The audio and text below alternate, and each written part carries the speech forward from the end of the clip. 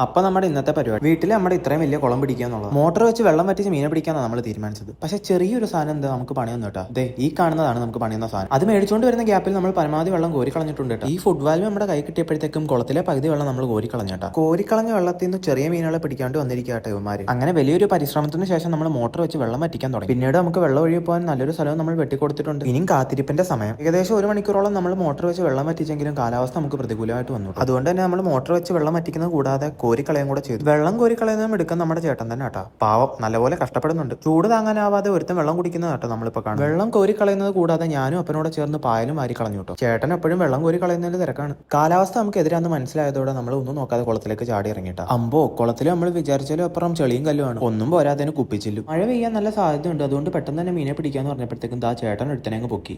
അത്യാവശ്യം കുഴപ്പമില്ലാത്ത ഒരുത്തം തന്നെയാണ്. എന്നാലും നമ്മൾ ഈ ദിവസം ഇത്രയും നല്ലോണം കഷ്ടപ്പെട്ട സ്ഥിതിക്ക് ഒരു വലുതിനെയും കൂടെ കിട്ടിയാൽ നല്ലതായിരുന്നു നമ്മൾ ആഗ്രഹിച്ചത്. ചെറിയ ചാറ്റമഴ പെയ്തപ്പോഴത്തേക്കും നമ്മൾ മീൻപിടുത്തം നിർത്താന്ന് തീരുമാനിച്ചു. അപ്പോൾ തന്നെ ചേട്ടന്റെ കാലിൽ എന്തോ തട്ടിയെന്ന് ചേട്ടൻ പറഞ്ഞു. പിന്നെ വെള്ളത്തിനടിയിലെ വലിയൊരു യുദ്ധത്തിന് ശേഷം ചേട്ടൻ അവനെ അങ്ങ് പൊക്കിയിട്ടുണ്ട് കേട്ടോ. ഇവൻ അത്യാവശ്യം വലുപ്പമുള്ളവനാണ്. അതുകൊണ്ട് തന്നെ ഉച്ചയ്ക്ക് വറക്കാനുള്ളതുമായി കുറെ മീനുകളെ നമ്മൾ പിടിക്കുവാൻ ശ്രമിച്ചെങ്കിലും മഴ നമ്മുടെ വില്ലനായി മാറി. അതുകൊണ്ട് തന്നെ നമ്മൾ മീൻപിടുത്തം നിർത്തിയിട്ട് കരയെ കയറി. സ്വന്തമായിട്ട് പിടിച്ച മീനിന്റെ ഭംഗി ആസ്വദിക്കുകയാണ് കേട്ടോ ചേട്ടൻ. ഈ 2 മീനാണ് കേട്ടോ നമുക്ക് പ്രധാനമായിട്ട് കിട്ടിയത്. പിന്നെ വറക്കുവാൻ കുറച്ച് കൈതക്കോരി. മഴ ഒരു വെല്ലുവിളി അല്ലായിരുന്നു, നമുക്ക് ബാക്കിയുള്ള മീനെയും കൂടെ പിടിക്കുവാൻ സാധിച്ചേനെ. എന്തായാലും ഈ കുളം നമ്മൾ ഒന്നുകൂടെ പിടിക്കും കേട്ടോ. അപ്പോൾ പുതിയൊരു വീഡിയോ ആയിട്ട് കാണുന്നവരെ ഗുഡ് ബൈ.